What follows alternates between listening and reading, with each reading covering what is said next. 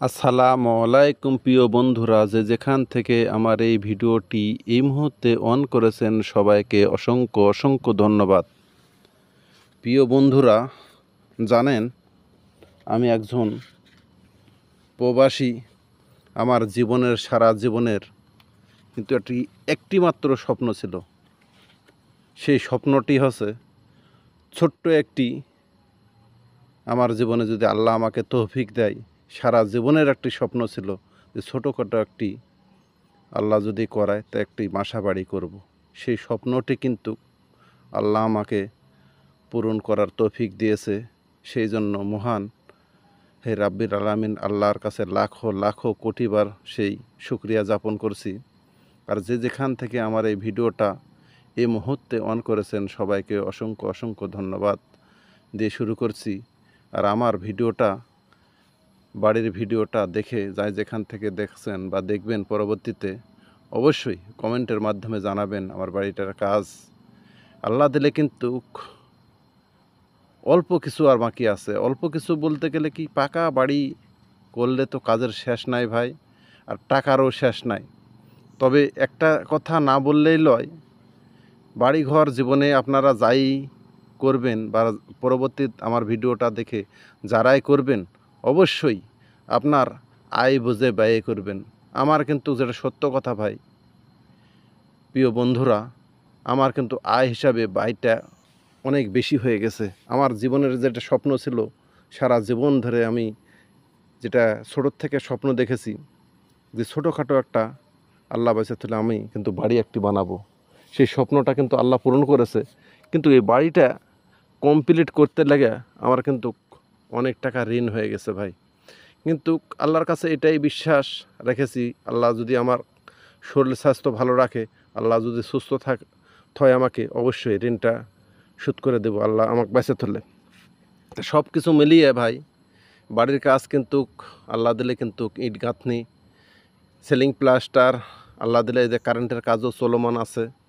আল্লাহ কোনো বালা মুসিবত না দিলে আর একটা সপ্তাহ পরই হয়তোবা আল্লাহ তৌফিক দিলে প্লাস্টার কাজ শুরু করব। আল্লাহ দিলে জান্নার গ্রিলটা বানাতে দেওয়া হয়েছে।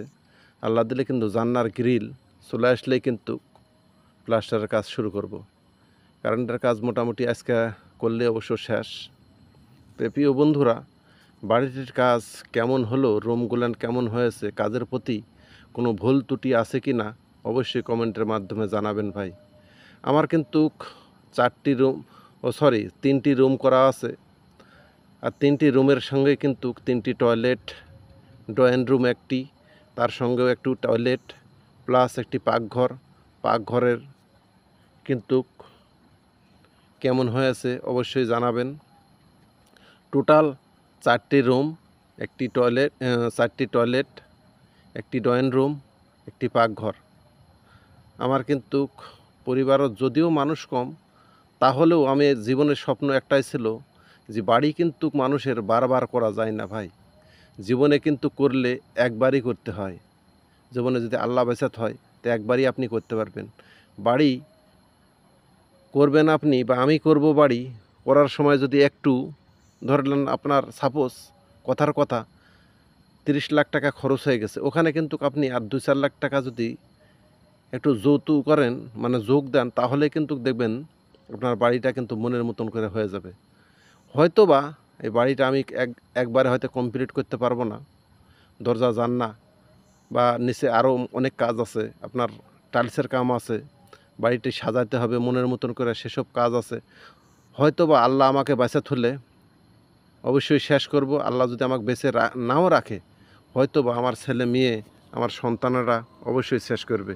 ওই আশায় আছি, আল্লাহ যেন আমাকে বেঁচে হয়। বেঁচে থলে অবশ্যই আল্লাহ যদি আমাকে সেই তৌফিক দেয়, অবশ্যই কাজটা শেষ করব। আর আমি যদি মরেও যাই, আমার ছেলে বেঁচে আছে, আমার ছেলেটা যেন বাড়ির কাজটা শেষ করতে পারে। এটা আমার কিন্তু পাকঘর, মানে কিচেন রুম। কিচেন রুমটা কেমন হয়েছে, কারেন্টের কাজগুলা আসলে অবশ্যই কমেন্টের মাধ্যমে জানাবেন। কিচেন রুমে কিন্তু কারেন্টের কাজটা আমি একটু মনের মতন করে নিয়েছি। কিন্তু আজকাল অনেকেই কিন্তু 2-3 জায়গাতে কিন্তু বুট বসায় রেখে দেয়।